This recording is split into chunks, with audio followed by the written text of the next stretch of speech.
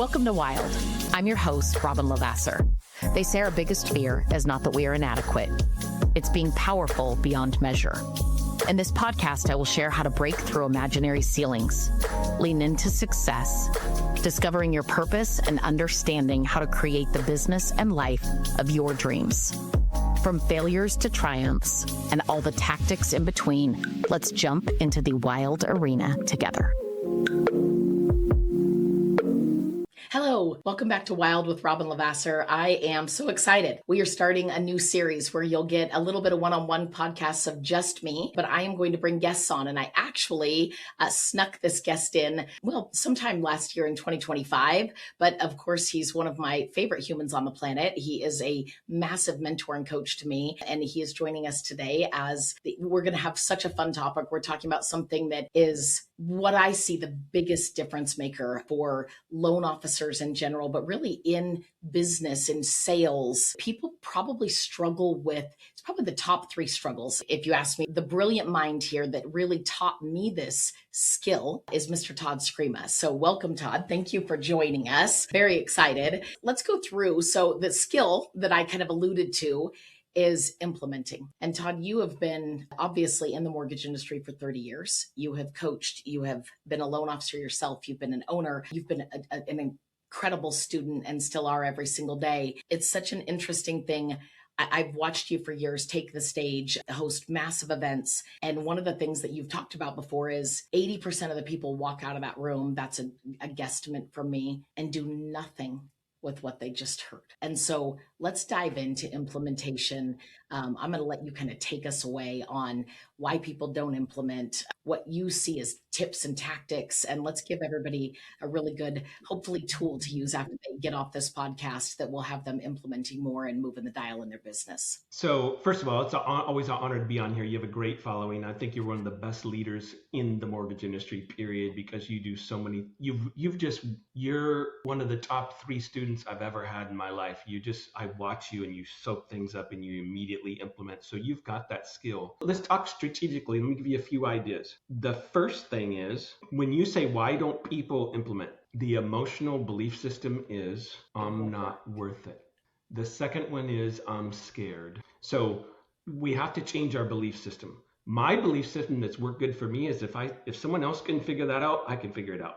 Now, I might take me 6 months and then they did it in 2 months, but I can figure it out. And so that's a belief system that's worked really well. So I just got off the call with one of our top producers. She said, well, this other loan officer in our company's got this all automated. I said, he's a 30-year loan officer. This is your 3rd year. There's a difference. Okay.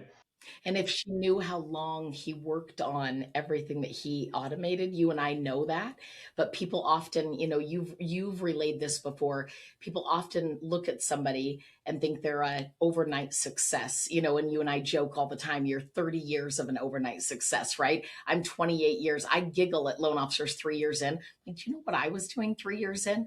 I was so far off of where you're even at. So I think that's a big thing as well.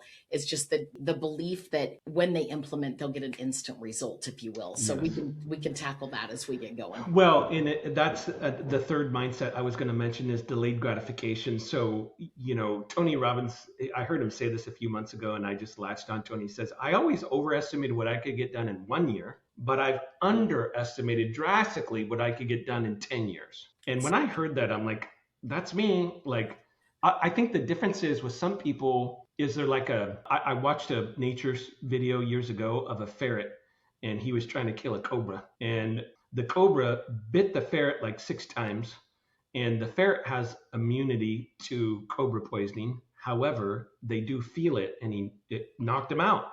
Well, the cobra was like, okay, for like 20 minutes prancing around, like, I got him. He's dead. Mm-hmm. He wasn't dead. You seen it, the ferret's eye opened. When I opened, he jumped up and got the cobra by the throat and killed him. And I know that's a weird story, but it showed me like delayed gratification. The ferret fully waited until his body was not paralyzed anymore. The cobra thought he was dead, and he jumped up and got him. So the first thing is, motivation isn't results, right? You just got to understand, being motivated and feeling good in a moment isn't the result. right? So Yeah, that's a I think mindset. people the motivation over like people judge often on motivation, not action, right? Like, and you can't mistake action for motivation, right? Like, and Yeah, that's a confusing piece. it's the same with money, right? If someone maxes out their 401k for 30 years, they're going to have over $4 million. Now, how many people have $4 million? Hardly any. Mm, Like $4 million, all you got to do is max your 401k every year. And mm, lots of people could do that, but they choose not to. So this yeah, short-sightedness is a major problem. So what happens in project management is people get into it and they're like, oh, I'll figure this out in 2 weeks, not understanding that that's actually 3 months to get that done. mm, So they get 3 weeks in and they're like, I thought it would take two. I'm busy. This is stupid. And I feel like I'm failing, so I'm going to stop. That's dieting. That is, it's so and true. Yeah. so So when you get a new idea, because you are a visionary, you are an innovator, and all throughout your career, and maybe even put yourself as a loan officer, if you will, when you got a new idea, when you learned something, because you were the guy that was going to seminars before you started your own coaching company, what happens next? Like for you, what happened? And I know we're all built a little differently, but what happens next for you? let me get specific. My first seminar was Bio for Lonely with Joe Stumpf, roughly 1996. And I it's a two graduated and a high half. school that year, for the record. Okay. Just to make me feel a little old, sir. Just kidding. it's, it was, I think, a 3-day program. I came back with a list of 102 to-dos, 102. No joke. So I took notes, and when I'm at seminars like that, I put on the top things I will do for sure. It's a separate section. And when I'm like in a class or I'm listening to someone and I'm like, that's a nugget that I should for sure do, I write it down very specifically. Then when I get back, I ABC that list. A's got to get done in 30 days, B's in 90 days, C's in 6 months. So Hmm. that's a framework for how to not get overwhelmed, but have a plan. The next step I do is I have a regular time in my calendar. For me, it's been Friday mornings from 8 a.m. till noon. That was my rhythm for projects. That's all I worked on during those 4 hours every week for about 27 years. Wow. I didn't even know So, that. So you make your list of things that you're going to do. You have your time frame, so you're for sure knocking down the 30-day window, if you will, and then it's on your calendar to work on projects, and you go start working on square number one, essentially, that you've prioritized yeah, and during that time. the prioritization is important because people mess this up.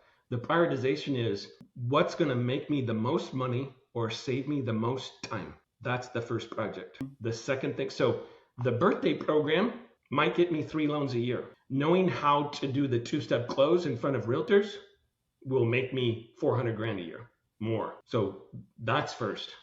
Can we just sit there for a second, you guys? I hope you just heard what Todd said, and I hope it landed. Because what happens to people when they make a list? How do they choose what to work on? What feels good? What feels good? What feels shiny? What feels the easiest possibly? What, right? Like we get so, instead of really assessing and looking at something and saying, this this is going to make me the most money and or save me the most time, right? This is the number one thing that'll solve my current issue, if you will, right? Like this is a big one.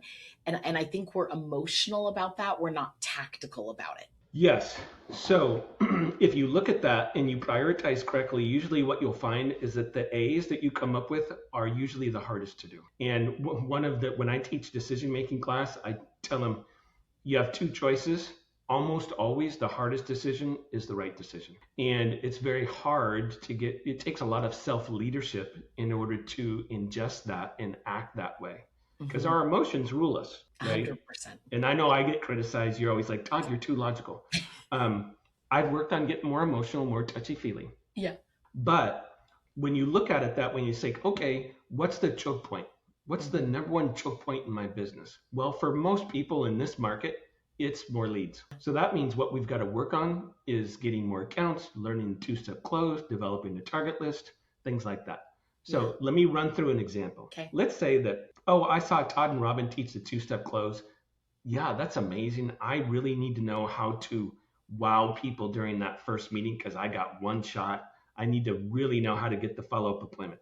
Okay, so that's my A item. So I sit down and I say, okay, I'm going to pick that one thing. That's the number one thing on my list. What are 5 to 10 steps that I need to do in order to accomplish that? Okay. Step 1, script out the entire 2-step close. I'm literally going to maybe use AI. I'm going to take Todd's 2-step close. I'm going to type it out. So, okay, now I got that done. Step 2, memorize it word for word. That will probably take you about 10 hours. Step 3, start using it with every single meeting. Okay, so I meet with a borrower. I'm going to use some of my 2-step close. I'm going to ask the go deep questions. I'm going to really open them up. I think I mentioned this to you yesterday. I had a financial planner pitching me, and he got on the call. We had a 30-minute call, and it's tied to something else I'm doing. So I wanted to give the guy some time. I've got great financial planners, and he talked about himself for 15 minutes out of 30 minutes. Didn't tell a signature story, just told me how great his resume was, and it was a total turnoff. And at the end, I just told him, I said, "You screwed up." I said, "I like you. You seem like a decent guy, but you're totally turned me off." Why? Because you got on here to get to know me, and you talked about yourself for 15 minutes straight. You're doing it wrong. I don't have time to coach you on it, but this meeting's over. And it was done. So you write all these things down. And one of them is I need to put together my visual aids. Okay, well, I'm just going to copy the ones that Todd and Robin gave me. Okay, great. So that takes 2 hours. Right. And you write down all these steps, and then you start using it. When you would get into using it, here's what happens with that process. They're like, with any process, you start a new sport, you want to take up golf. You're not going to be a good golfer the first time you go out and play. No. So you got to go into it thinking, this is going to feel uncomfortable. I'm not used to asking deep questions like this.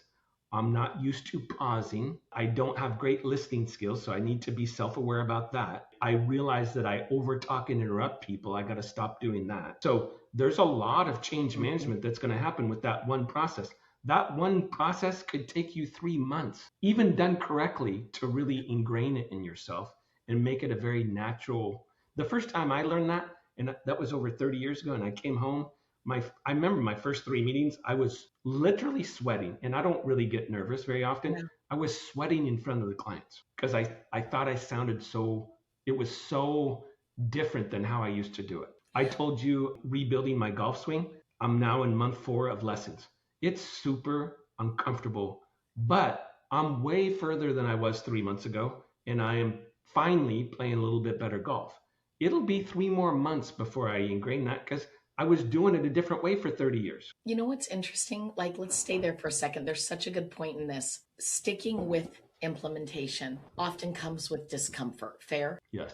Like you might do it. You talk about implementing, maybe 2-step close was the A on the list. You did a great job of like mapping out, I love the written plan. I don't think I officially went to a written plan on some of my implementation. I'm a little more, I'll just go try it, if you will, and then go from there.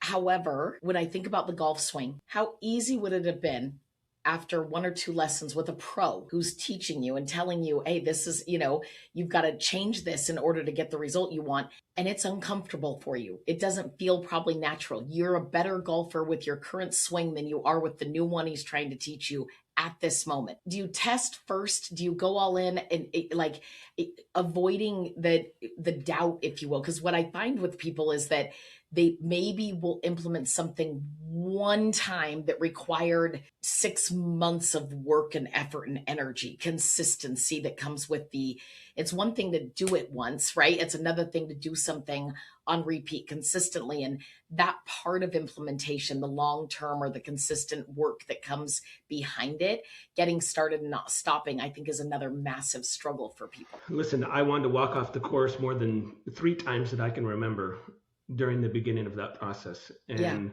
I'm not a quitter, so I didn't quit. But I think a lot of people just quit. This skill that we're talking about is the most under talked about skill in business. I agree. And you're like, why do you say that? Because it's the difference between someone doing 3 loans a month and someone doing 12 is really knowing how to implement and keep something implementing, keep working on it when it really sucks. There's a book I read years ago. It's a very thin book called The Dip, DIP. The whole book, I got it in the airport when I was traveling. I read the whole thing. It talks about And he used this example that I identified with. I got scuba certified probably 15 years ago. He says, when you start scuba, oh, it's exciting. I get to go, when I go to Hawaii, I can scuba dive. That's great. So I'm going to sign up for the class. Oh, 2 full weekends gone in a row. I've got to be in a classroom and in a pool for 2 full weekends, 8 to 5, Saturday and Sunday, 2 weekends in a row. I don't want to do that. Okay, got to do it. Oh, got to go get scuba certified. So I got to go in the cold ocean and get over my fear of breathing underwater. I've got to learn the signals. I've got to know how to check the gauge. Okay, now at the very bottom, you get to the bottom of the dip, and that's when you want to quit. And the book said 98% of people quit at that point. 98%. I don't know if that's true, but I bet it is. I mean, honestly, all the people you've coached over the years, I bet it is. But then you do your first dive. Dude, that was great. I saw an otter. I saw a sea turtle. Man, that was beautiful. I've never seen beauty like that. We started here, excitement. Now we're actually above because we're scuba certified and we can do it at any time. And you actually went to the next level, but you did go through this dip. The dip happens for people that have children. Most of us have. You're all excited. The pregnancy's great. I just talked to one of my friends. My daughter is trained in horse riding. It's her second pregnancy. She was in bed sick for 3 months. Sick. You've got your own story about that. Yeah. That sucks. Then the baby comes. Ah, it's great. We're above. We had our second child. Then you don't sleep for 3 months. Another dip. So this is just how life works. Once you get your emotions to understand, things always get a lot worse before they get better. Always. You start maxing out your 401k. Honey, we're having trouble with groceries. I'm out of money for the month. Well, we're going to have to eat some beans and rice because we made this commitment to max our 401k. We've got $1,000 less a month to spend. Well, I wanted to buy the new car. Nope, not in the plan.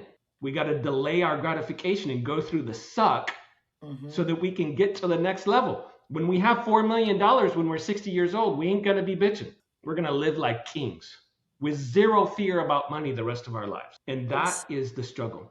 Like for all the people you've coached, what do you think the impact is truly of the separation of the results of people who actually execute from those who stay stuck in learning mode or lack of implementation mode? Because you've run the company, you've seen every level of loan officer and employee for that matter, and you've seen the ones that climb, and you've seen the ones that just can't quite get there. And I've gotten to experience that more than ever in the last 15 years on my growth, right? And in coaching.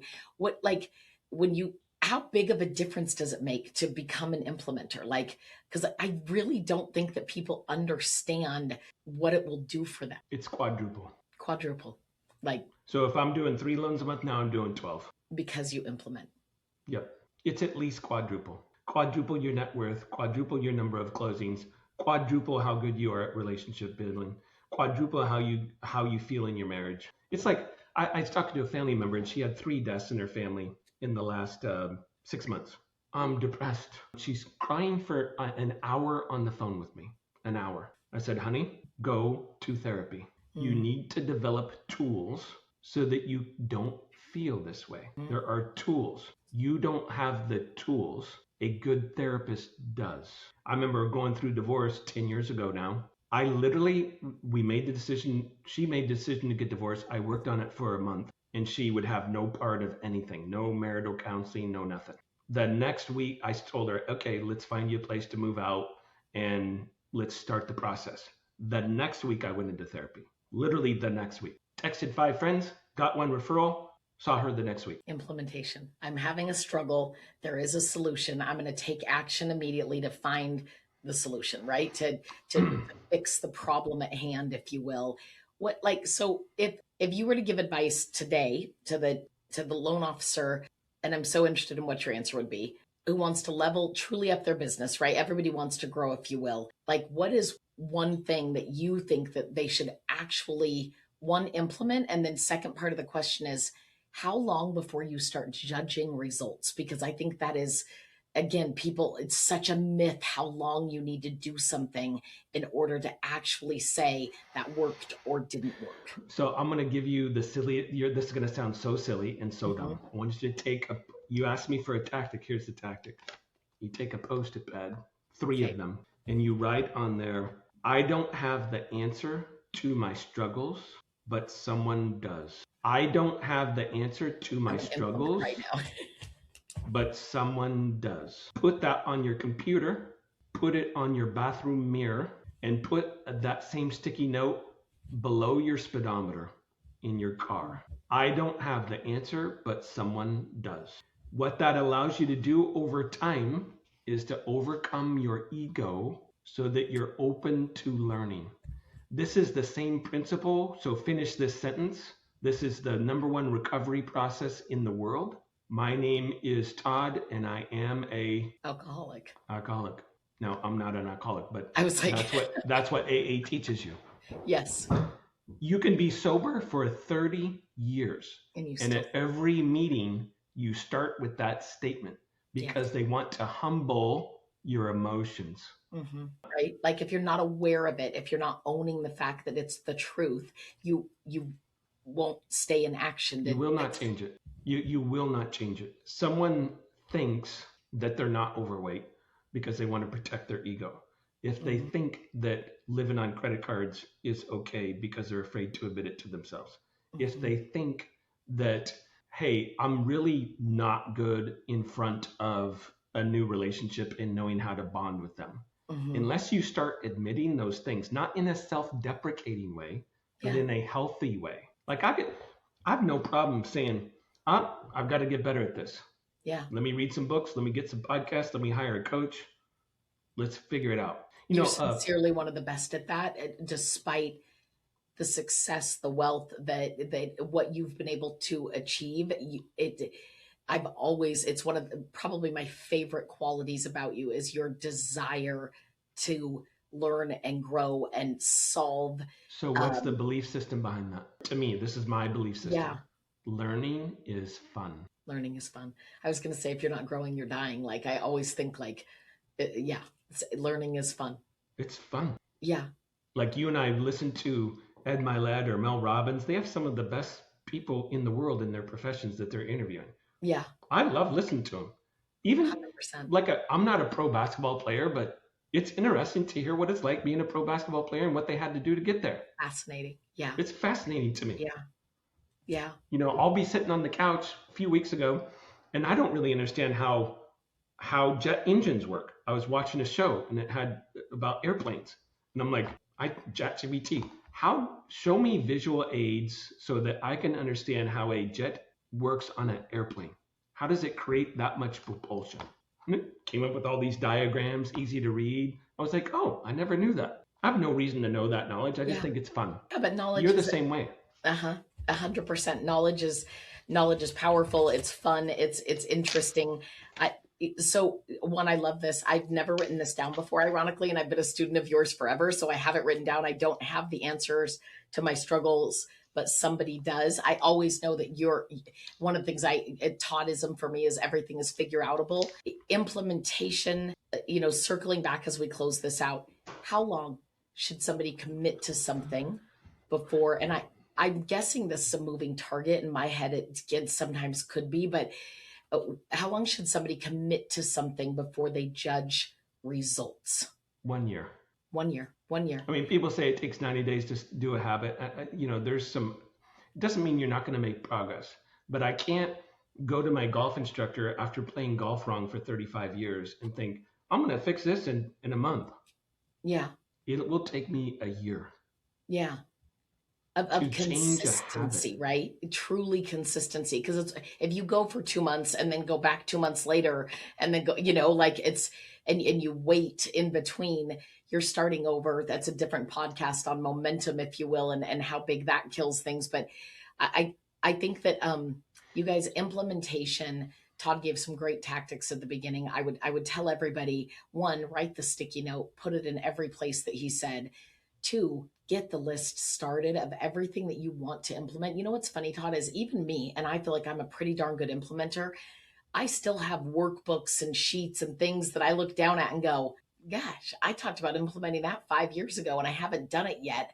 And it's not self-deprecating to me. There's always new things that you can be doing. Gaining complete focus on what what truly moves the dial, why you would choose to implement it makes you the most money or saves you the most time. Maybe you're at a space in life where it gives you the most joy, right? Maybe that is the other one, right? One of the three top value systems, and it's going to do that for you. And then one full year of true commitment and consistency. I love the tactical list of how to do it, what it's going to take to do it. And then how big, very last piece, how big is maybe accountability and or having somebody who's maybe walked that road before you weigh in on your implementation. So I'm going to tell you, I'm going to answer this, and it may surprise you. You can pay someone to hold you accountable, and I encourage that. There's nothing wrong with that. Mm-hmm.